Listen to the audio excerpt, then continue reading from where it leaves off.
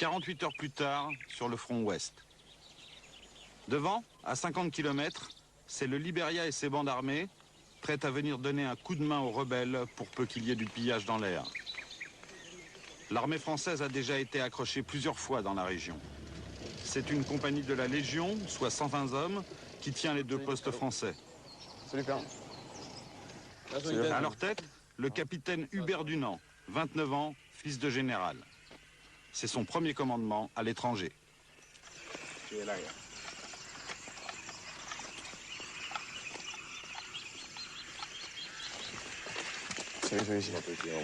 Tranquille. T'as fini tard ou pas? La relève effectuée, reste capitaine. Les Eric sont en place. T'as vérifié les postes? Oui, ils sont bien stables. Le groupe d'avant, il voyait la ligne de crête pendant toute la nuit avec la brume ou pas? Limite? Okay. Limite comme limite. Dans les 48 heures, là, faut raser les herbes à l'éléphant à gauche et à droite. C'est très bien. Soit avec le bulle, soit en mettant le feu. Mais avec le feu, ça n'arrive pas à brûler. On va récupérer les coupes et on va désherber directement à la main. En farce, on a 3 ou 4 km, 200 à 300 rebelles qui ne sont plus agressifs depuis 6 jours maintenant, depuis 7 jours maintenant, et qui ponctuellement se dévoilent au sommet de la ligne de crête que vous voyez en face de vous à 550 mètres, de façon non agressive, qui nous font des signes pour dire que maintenant ils veulent cesser les combats. Cette position a déjà été attaquée 2 fois, le 21 et le 27 décembre. Mais depuis quelques jours, les rebelles viennent chaque matin avec un drapeau blanc pour saluer les Français du haut de la ligne de crête. Visite au poste avancé, caché dans la végétation de part et d'autre de la route. Les soldats de garde restent immergés 48 heures d'affilée. Combien de soldats dans chaque poste? 2. Compte tenu des effectifs qu'on a, c'est la bonne norme. Des postes d'où on peut assurer une observation et combattre de jour et de nuit. Il y en avait un derrière.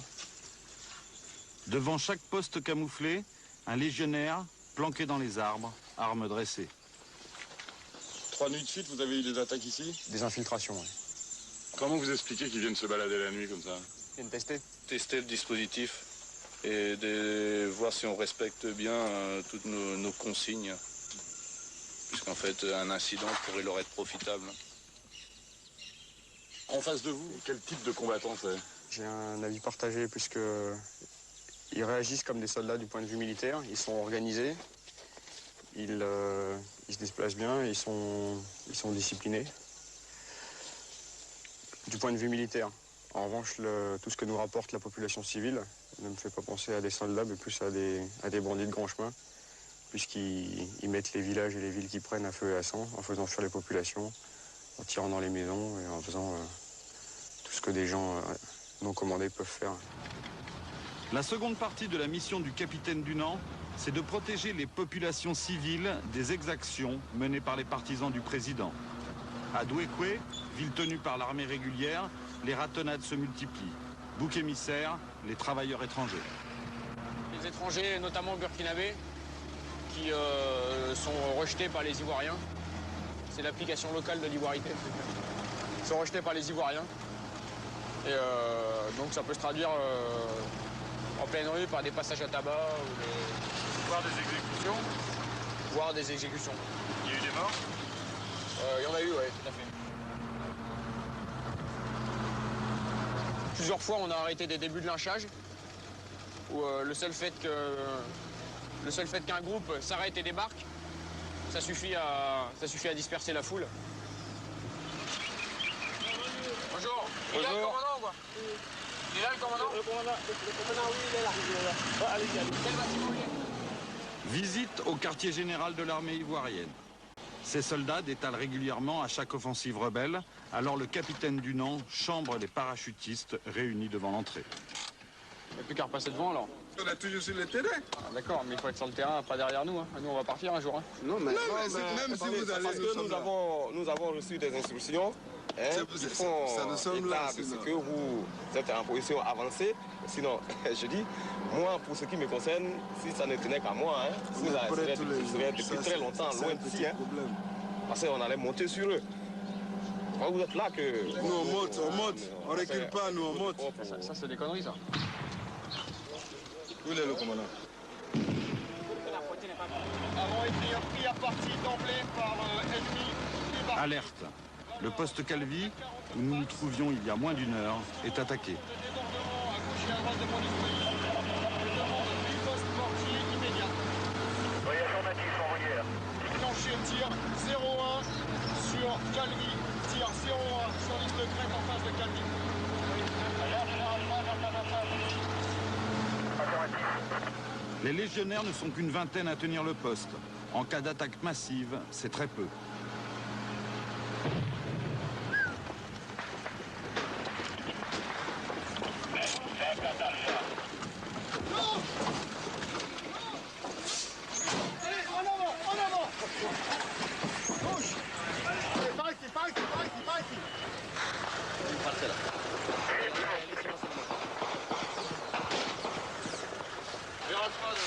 Apparemment, c'est une assez forte attaque. Hein. Bon. Et si c'est le feu alors? Voilà. Quand on vient la veille avec un drapeau blanc et après, ça s'appelle la traîtrise.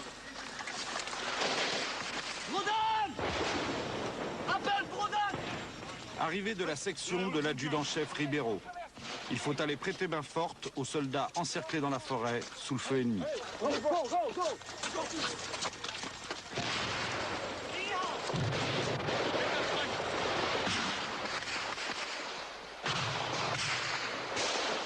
Mon capitaine, actuellement il tente le débordement. Il y a ce rapport de Thomas, il va y avoir un trou ici. Il peut pas avancer pour reculer le blessé.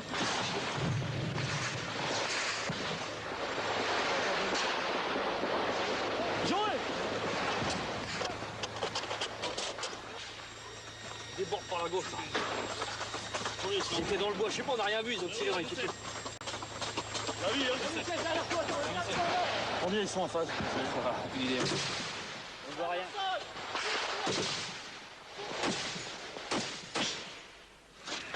Vu la butte là? Ouais, vu.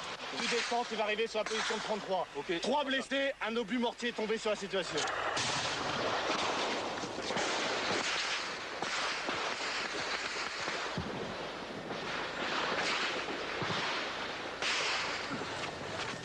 Retour des 3 blessés. C'est la section de l'adjudant-chef Ribeiro. Vous allez voir. Merci au revoir.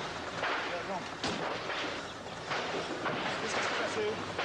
Un obus mortier qui est tombé, on était en progression. Il est tombé entre le groupe qui progressait vers 22. Putain, il m'a obligé à baisser la tête, ça va me péler. Ça va là? La même chose de l'autre côté. Un couteau, qui c'est qu'un couteau là? Vous croyez que vous allez les contenir? On est bien obligé. On est bien obligé, sinon c'est un massacre. Alors, on va les contenir, plus d'être poursuivis. Ok? Tout là.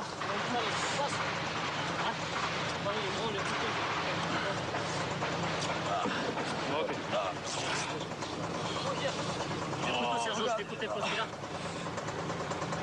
Oh, mais ça on peut rien faire, on est obligé d'attendre Robson. Hein.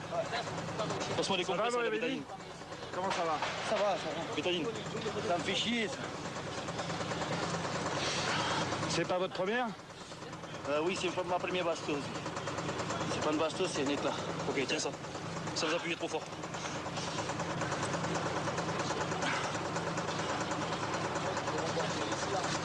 Chef.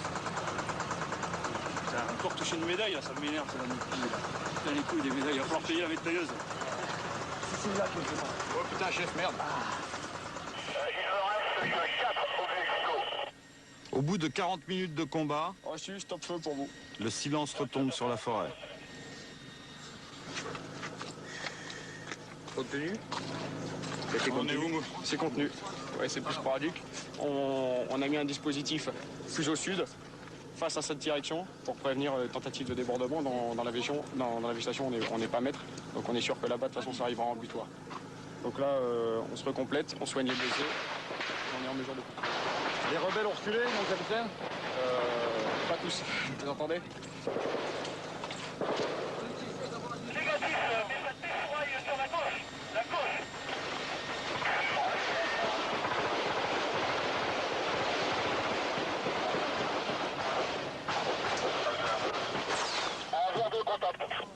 à moins de 50 mètres, vous emparez de la zone ennemie. Maintenant, ça suffit. Le capitaine fait donner l'artillerie lourde. Obus à fragmentation, terriblement efficace.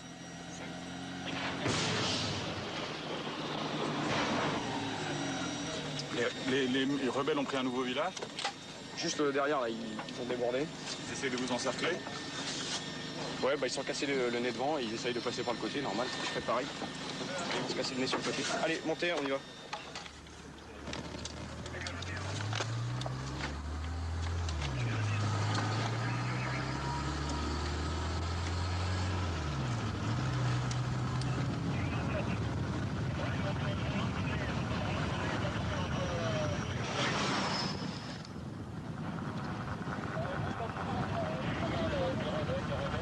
Un kilomètre plus loin, sur la route, le vrai visage de la guerre. Des civils horrifiés qui fuient les combats. Quelle est la position de R4? Ah, ils sont au village. Dans le village? Oui, oui. À Gitrozon, oui. Si vous passez par là, au barrage, là. Mais on peut pas tirer les tentes, on peut pas tirer de loin. On ne les a pas vus, ils sont beaucoup au village, ils sont beaucoup au village. Ouais, ils sont beaucoup au village, ils sont là-bas, ils sont beaucoup.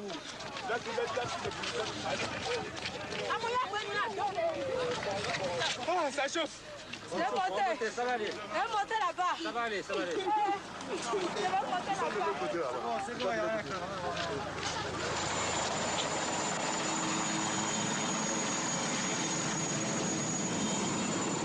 2 heures plus tard, au campement.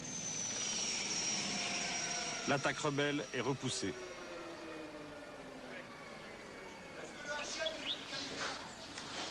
Quatre blessés vont être évacués sur Abidjan. Aucune perte côté français, sans doute plus d'une vingtaine côté rebelle. Ça va aller? Ça va? Voilà, c'est bon.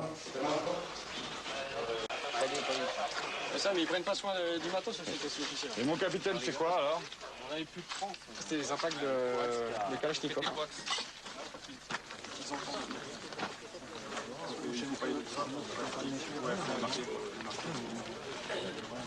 C'était un traquenard, c'est quoi? C'est une attaque suicide, c'est quoi? C'était peut-être un piège. Hein. Je crois qu'on peut appeler ça un piège. Leur objectif, et quel était l'objectif des rebelles? Là, vu la combativité qu'ils ont montrée face à nous, leur objectif, me semblait, était de conquérir nos postes. Hein. Donc ils vont recommencer. Ah, ça, je ne m'avancerai pas là-dessus. On est prêt à ce qu'ils recommencent, ça c'est sûr. Comme je l'ai dit tout à l'heure, on n'ira toujours pas les chercher, mais on ne quittera pas nos postes. Il n'y a pas eu d'évolution, ni en avant, ni en arrière. Du point de vue politique, il y en a eu, hein? Ah, je ne sais pas, je pense que les téléphones sont en train de sonner.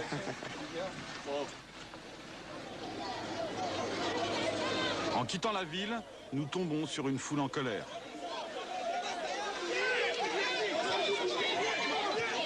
Après l'attaque du poste français, les règlements de compte ont commencé. Celui qui vient de la mauvaise ethnie est accusé de soutenir les agresseurs. Ils se promènent en ville ici pour trouver les repères. On l'a reconnu. C'est un rebelle.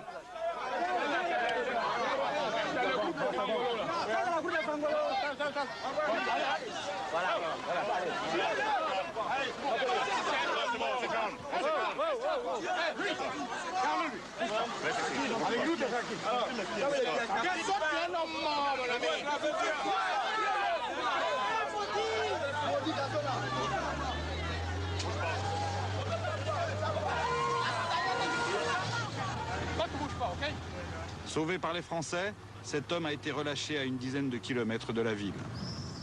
Le capitaine Dunant, lui, est reparti durant la nuit pour ratisser la zone investie par les rebelles durant l'attaque.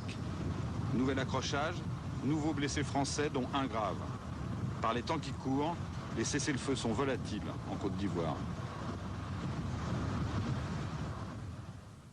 Et malgré de nouveaux combats, une table ronde doit être organisée à l'initiative de la France. Le président Gbagbo et normalement tous les représentants des mouvements rebelles doivent se retrouver mercredi à Paris pour amorcer des discussions de paix.